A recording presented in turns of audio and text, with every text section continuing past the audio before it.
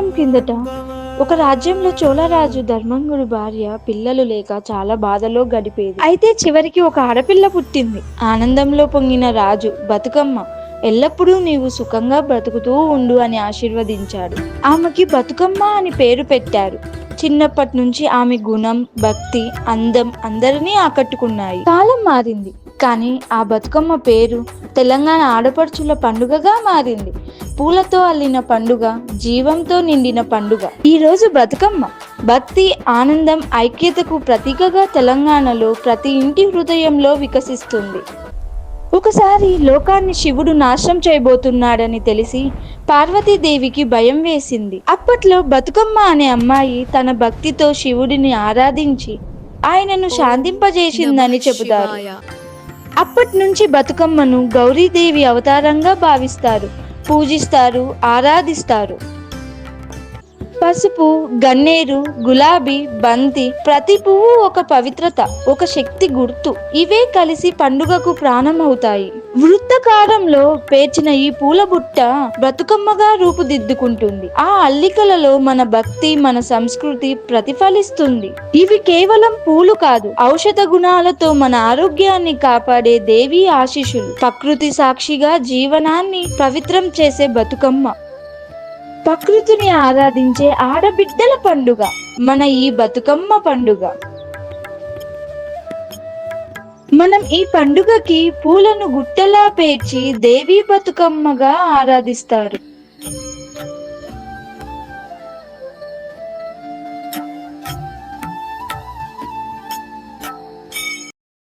అయితే ఈ పండుగని ఎలా గుర్తిస్తామంటే మహాలయ అమావాస్య నాడే పండుగ ప్రారంభమవుతుందని చెప్పుకుంటాము. మనం మొదటి రోజు ఎంగిల పూల బతుకమ్మని ప్రార్థిస్తాము, పండుగగా జరుపుకుంటాము. ఆ తర్వాత రెండో రోజు అటుకుల బతుకమ్మని పూజిస్తాము, ఘన వైభవంగా వేడుక జరుపుతాము. హాయ్ అందరికీ, నా పేరు స్వాతి. ఈ వీడియోకి idea, script and voice over అన్ని నేనే ఇచ్చాను. మరెన్నో వీడియోస్ మీ ముందుకు తీసుకురావడానికి ట్రై చేస్తున్నాను.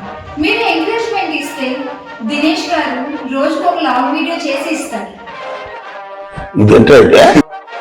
వీడియోని ఫాస్ట్గా ఇవ్వడానికి ట్రై చేస్తాను, కాకపోతే కొంచెం లేట్ అవుతుంది. ఎందుకంటే ఎడిటింగ్ అంటే స్విగ్గీ ఆర్డర్ లాగా ఇలా పెట్టగానే ఇలా వచ్చింది కదండి,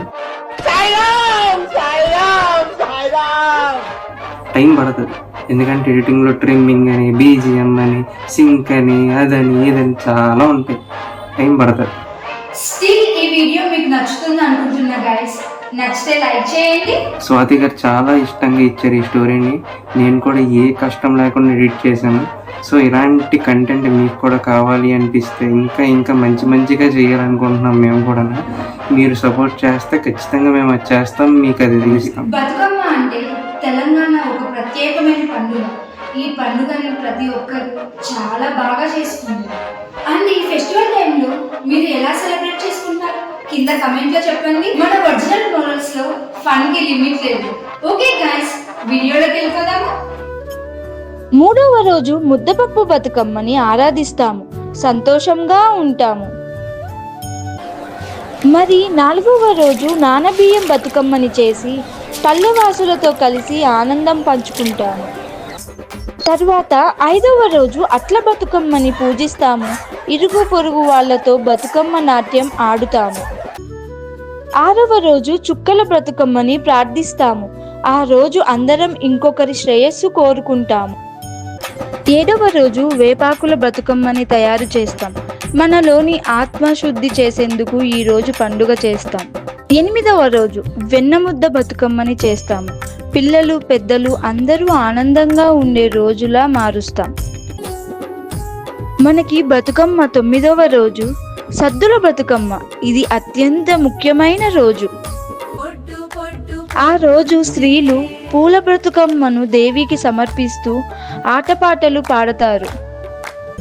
ఆడే పాడే పాటల్లో ఆనందం, భక్తి. గ్రామం మొత్తం పండుగతో మారుమోగుతుంది. ఈ తొమ్మిదవ రోజు సద్దుల బతుకమ్మని పూజిస్తాము. ఈ రోజు చాలా ప్రత్యేకమైన రోజు.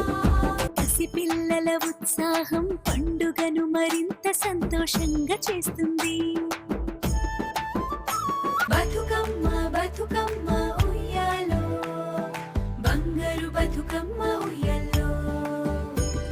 పల్లెవాసులు మొత్తం కుటుంబాలతో సాయంత్రం అందరూ కలిసి నది తీరానికి బతుకమ్మను తీసుకొని బయలుదేరుతారు. అందరూ కుటుంబాలతో బతుకమ్మలను నదిలో నిమజ్జనం చేయడానికి సిద్ధం అవుతారు. సాయంత్రం మహిళలు బతుకమ్మలను చెరువులో వదిలి సంపద, ఆరోగ్యం కోరుకుంటారు. అందరూ కలిసి ప్రకృతికి కృతజ్ఞతలు చెప్పే ముఖ్య క్షణం ఇది. ఆ రోజు సాయంత్రం పసిపిల్లల ఆనందం ప్రకృతిని ఆరాధనలో భాగమవుతుంది.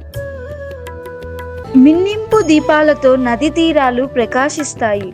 అందరూ వాళ్ళ మనసులో ఉన్న కోరికలను బతుకమ్మకి చెప్పుకుంటారు. సద్దుల బతుకమ్మతో పండుగ ముగుస్తుంది. ఇది సాంప్రదాయానికి ప్రతీక, మహిళల ఐక్యతకు చిహ్నం. సమ్మేళనం, ఆనందం, కృతజ్ఞత బతుకమ్మ హృదయాల్లో నిండుతుంది. ప్రకృతికి మన ప్రేమ, కృతజ్ఞతలను ఇక్కడ చూపిస్తాం. మన సంస్కృతి, మన గర్వం ఈ బతుకమ్మ పండుగ. బతుకమ్మ దీవెనలు మనతో ఎల్లప్పుడూ ఉండాలని కోరుకుందాం.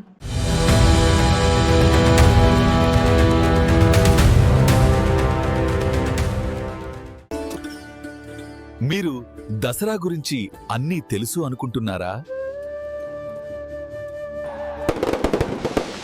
మీకు తెలుసా, ఒక రాష్ట్రంలో రావణ దహనం చాలా ఘనంగా జరుగుతుంది. ఇంకో రాష్ట్రంలో బొమ్మల ప్రదర్శన.